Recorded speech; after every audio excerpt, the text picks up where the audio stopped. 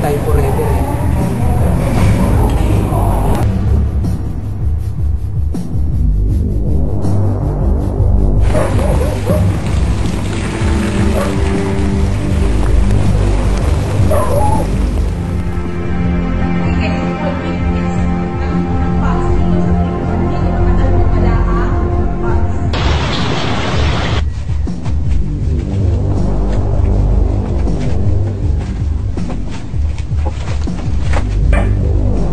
Oh, Diran, anong ginagawa mo dito? Ba't nakatugod ka? Nakakagulo sila doon sa liwasan ngayon.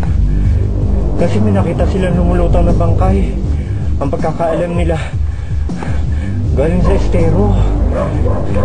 Tsaka ayon sa investigasyon, galing yun sa tunnel.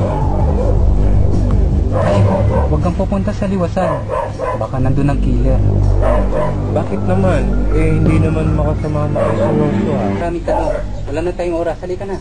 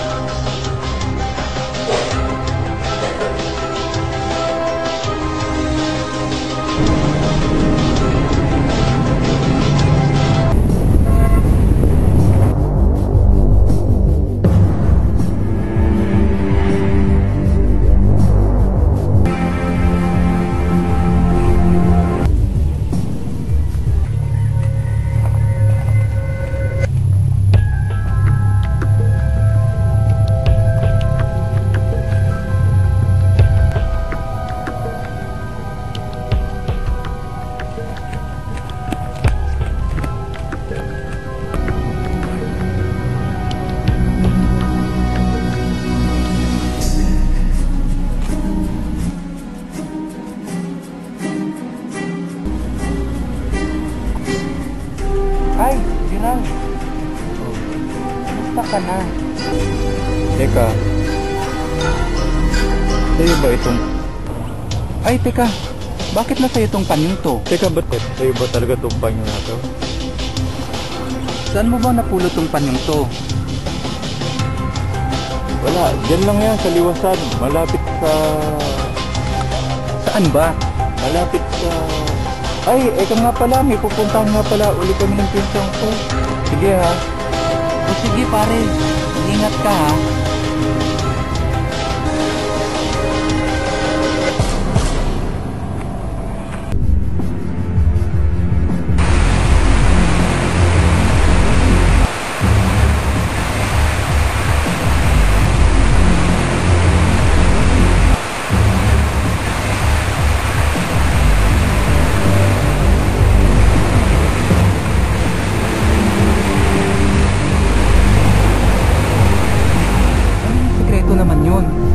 Pwede mo i-share sa akin?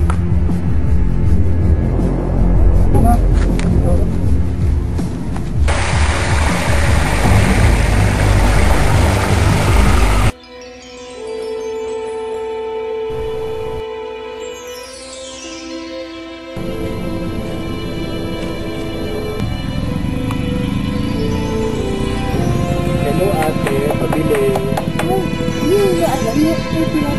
Hoy, hindi ba ikaw si Jaran? Ikaw dali. Hoy, Jaran, hindi ba kaibigan mo si Alfred? Baka Oo. siya ang suspect. Ay, ganun ba?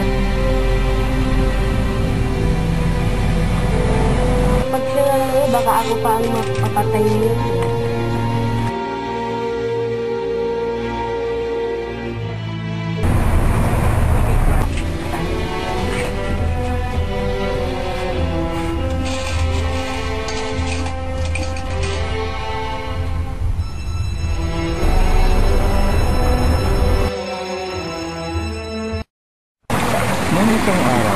galing ako sa tunnel para alamin kung totoo talaga na may misteryo na nangyayari doon. Ngunit sa pagpunta ko, nakita ko nga si Alfred at dali-dali akong bumalik at tila nakita niya rin ako at hinahabol.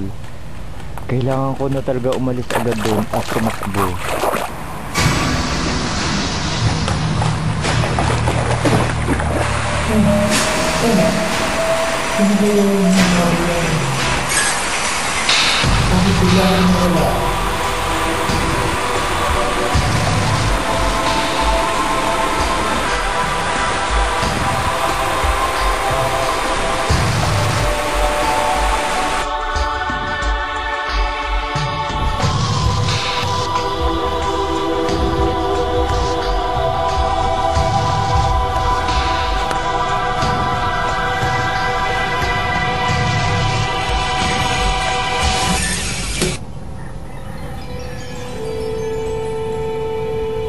Oh, Gerald, kumusta ka na? Ito okay lang. Kailan ka dumating? Isang araw. Anong ginagawa mo dito? Siyempre, naman sa yan. Parang nakita kita nung isang araw dun sa may banda sa ilalim ng tunnel. May ginagawa ka.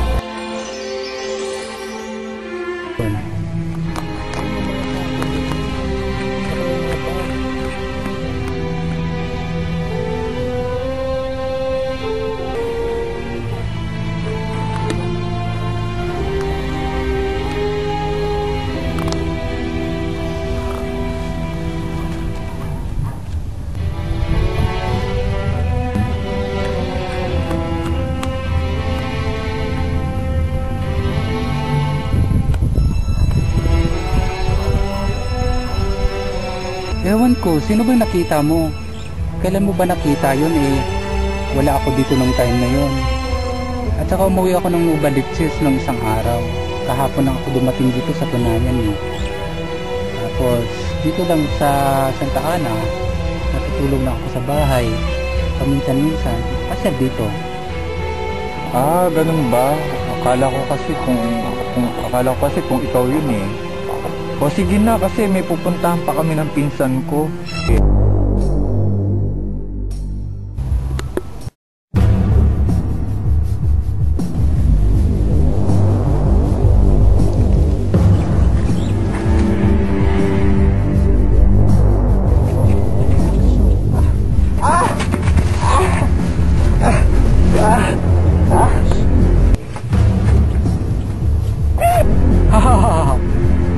Hindi sana kita papatayin, pero nalaman mo hindi ko, kaya pinatay mo.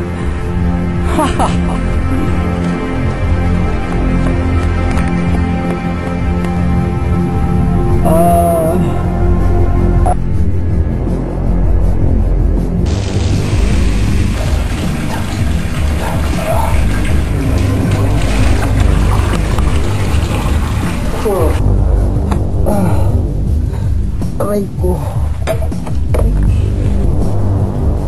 Salamat sa Diyos at nabuhay. Salamat sa Diyos. Nabuhay ako.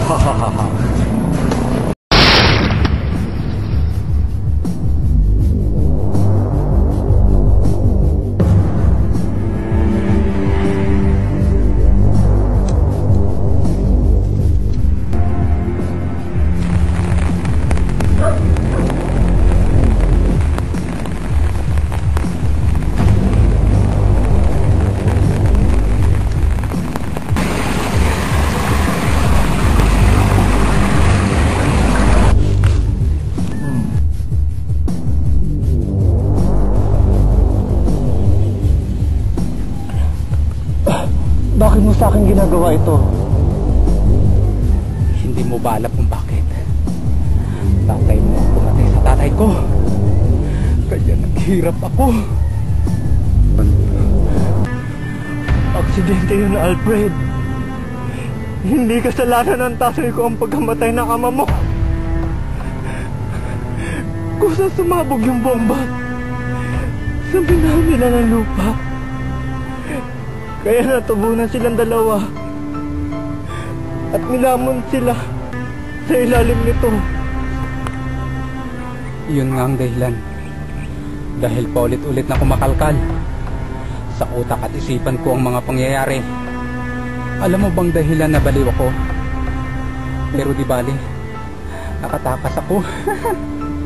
Kasi mga tanga yung mga bantay.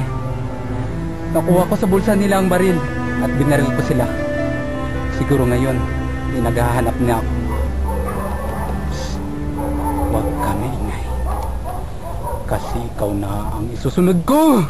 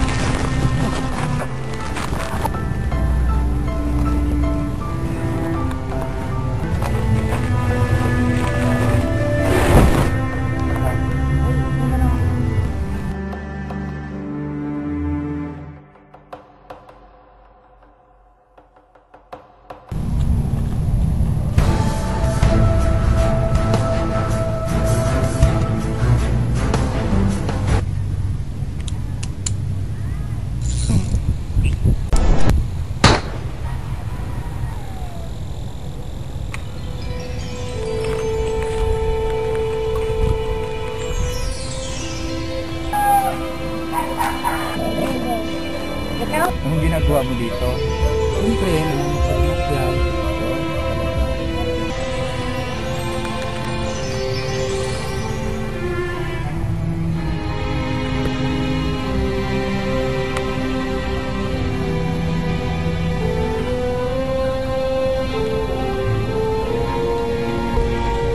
Ay, Gerald, kamusta na? Buhay ka pa pala. Bakit mo naman natanong yan? Alam mo naman ang istorya, di ba?